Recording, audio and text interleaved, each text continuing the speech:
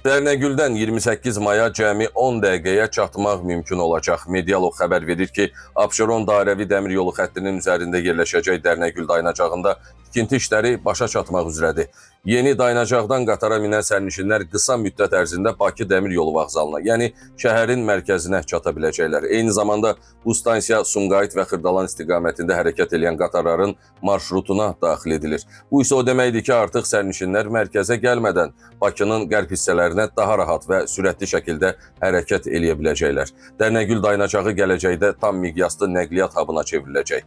Burada sərnişinlər üçün metro və avtobuslara rahat keçid imkanları yaradılıb. Dayanacağın əlçatanlığı da xüsusi diqqət çəkir. Belə ki, sıfırdan girişlər, panduslar, araba ilə hərəkət edənlər üçün geniş turniketlər, platformalar arası keçidlər və liftlər nəzərdə tutulub. Hətta velosiped istifadəçiləri üçün xüsusi dayanacaqlar da quraşdırılıb.